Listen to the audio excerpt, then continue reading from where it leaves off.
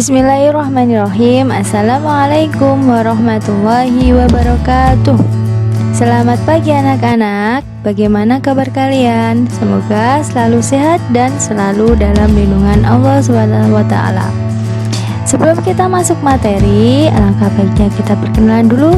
Dengan saya Zuratul Nisa. Kita akan belajar bersama tentang ruang lingkup biologi. Oke, masuk ke bab selanjutnya, yaitu ke bab ruang lingkup biologi. Tahukah kalian apa sih biologi itu? Ada apa saja di dalam biologi itu? Apa saja yang kita pelajari di biologi? Apakah ada kerugian di dalam biologi? Oke, di biologi itu kita akan mempelajari banyak pelajaran tentang makhluk hidup. Dalam kehidupan sehari-hari pun kita sudah selalu berhubungan dengan biologi. Penemuan dan penelitian di bidang biologi itu juga bertujuan mensejahterakan manusia. Misalnya, di bidang industri sudah menerapkan prinsip-prinsip biologi agar usaha yang dijalankan berkembang baik.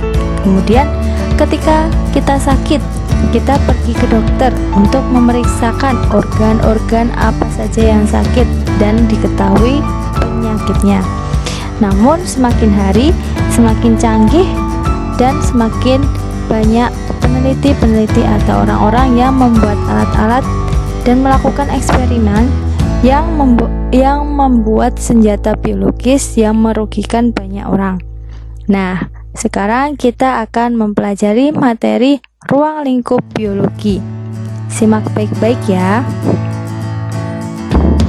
Ruang lingkup biologi itu mencakup beberapa hal. Yang pertama, biologi sebagai sains. Kemudian, objek ragam dan permasalahan biologi. Kemudian, cabang-cabang ilmu biologi, kerja ilmiah, bekerja di laboratorium, dan peranan biologi. Kita masuk ke biologi sebagai sains. Biologi sebagai sains, apa sih biologi sebagai sains itu? Ada yang tahu? Oke, biologi berasal dari bahasa Yunani, dari kata bio yang artinya hidup dan logos yang artinya ilmu. Jadi, ilmu biologi atau biologi adalah ilmu yang mengkaji dan mempelajari makhluk hidup baik makroskopis yang berukuran besar maupun mikroskopis yang berukuran kecil, serta kehidupan makhluk hidup dengan lingkungannya. Biologi sebagai sains sendiri itu meliputi dua hal, yaitu biologi sebagai sains secara alam dan sosial. Secara alam sendiri itu ilmu sains yang membahas gejala-gejala alam yang dapat diamati. Kemudian yang secara sosial itu membahas tentang masalah-masalah sosial di masyarakat. Sehingga tadi biologi mengkaji dan mempelajari makhluk hidup di kehidupan makhluk hidup di lingkungannya. Yang selanjutnya, ciri atau karakteristik dari ilmu sains. Untuk yang pertama, objek kajian berupa benda-benda konkret. Benda-benda konkret itu artinya dapat ditangkap oleh panca indera.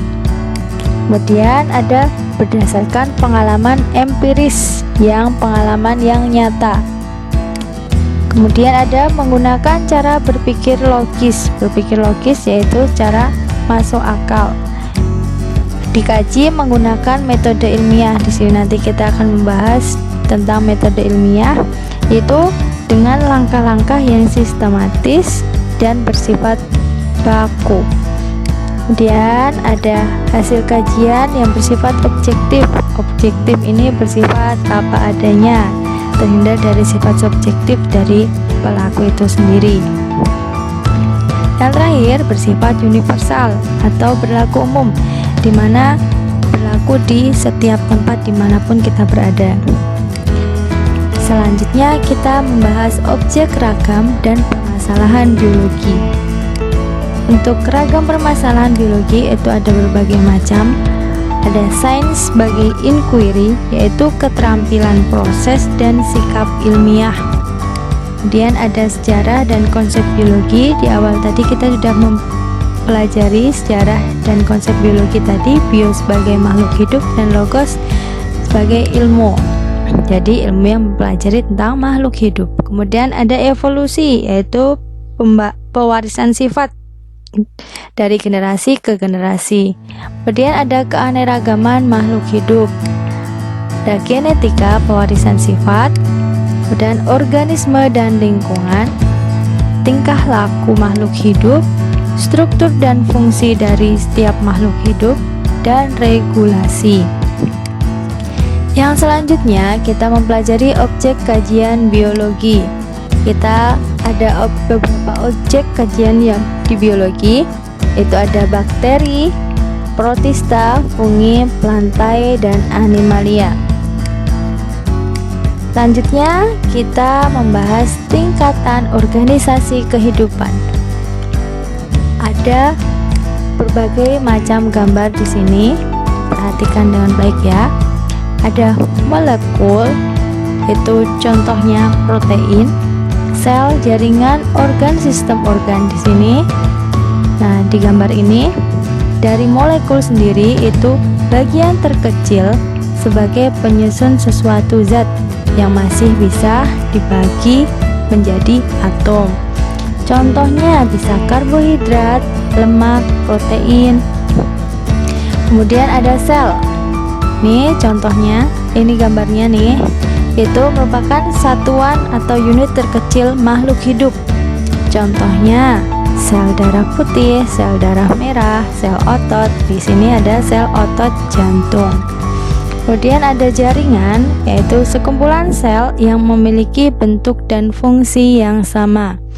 Contohnya jaringan saraf, jaringan otot, atau jaringan epidermis. Ini di sini gambarnya ada jaringan otot jantung. Kemudian ada organ. Nah, di sini gambar organ jantung.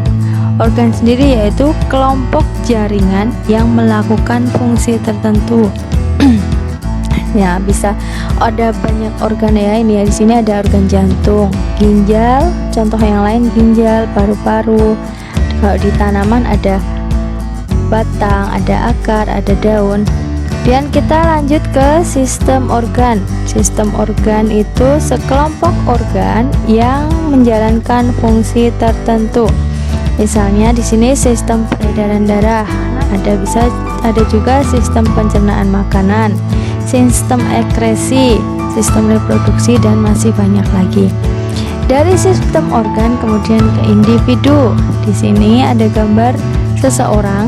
Nah, individu atau organisme itu kumpulan dari berbagai sistem organ yang bekerja sama melakukan aktivitas kehidupan.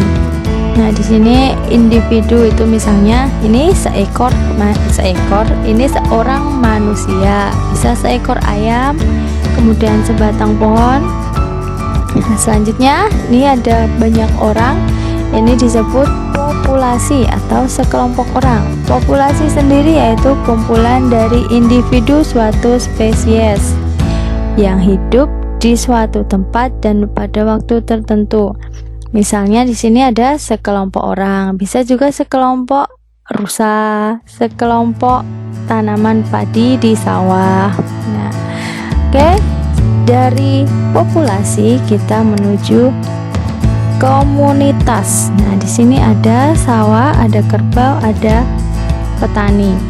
Tadi populasi manusia, hewan, tumbuhan sudah kita bahas. Kemudian ada komunitas, itu dari populasi tadi membentuk suatu komunitas. Komunitas sendiri itu kumpulan beberapa populasi makhluk hidup di suatu daerah tertentu. Nah, itu membentuk dari populasi, itu membentuk komunitas. Misalnya komunitas sawah, ini yang ada di gambar ini. Kemudian bisa juga komunitas kolam atau komunitas danau.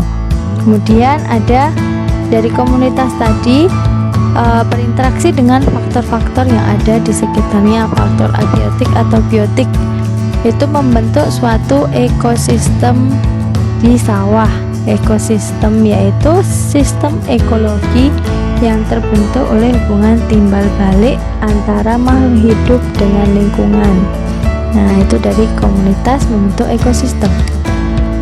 Kita lanjutkan, ini ada gambar hutan hujan tropis. Nih, hutan hujan tropis ini merupakan salah satu bioma di dunia.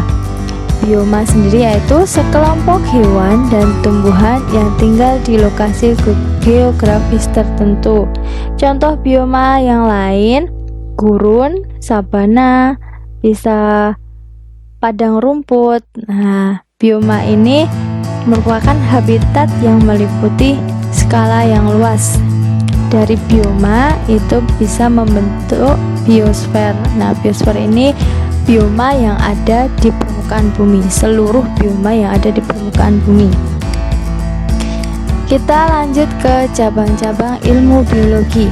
Ada berbagai macam cabang ilmu biologi. Dari ini masih ada banyak lagi. Silakan dicari pengertiannya dan istilah-istilah yang lain untuk belajar. Oke, cukup sekian pembelajaran ruang lingkup biologi pertemuan kali ini.